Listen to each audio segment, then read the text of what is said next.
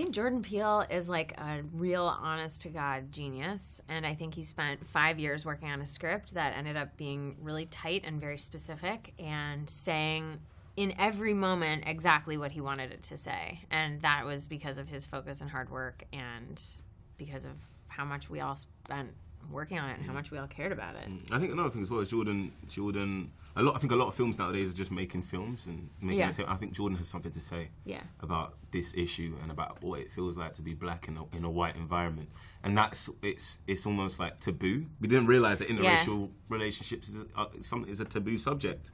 Yeah. At times, and because people go, "Oh God, you can make a film about this," and I feel that's the feeling that I've been hearing from just going around and people going. And for me, it's like black men are now talking about dating white girls. Yeah. And no one's talked about. We never talk about it. Yeah, I and guess it's that's like, true.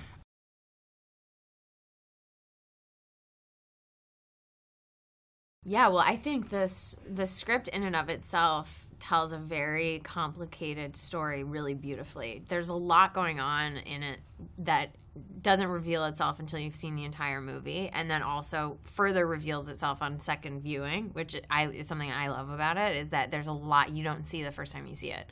And you watch it again, and you're like, oh my gosh, it's all there. Everything is there now that I know what happens. And part of that is just his attention to detail, but also part of it is that these things, if done poorly, are not nearly as effective and are not nearly, like if you're trying to have a intelligent and interesting conversation about the state of racism in the U.S.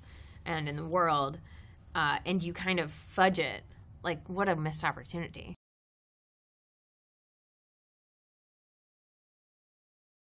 At the beginning of the film, Chris is kind of like, has really strong feelings for a girl that he thought he never would have strong feelings about.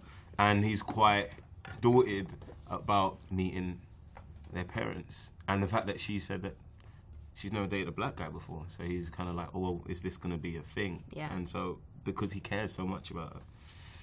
And I think Rose is like really excited about where this relationship is going, and she kind of feels like it might be the start of something very real. I mean, they've only been together for 5 months, but it feels very kind of invested.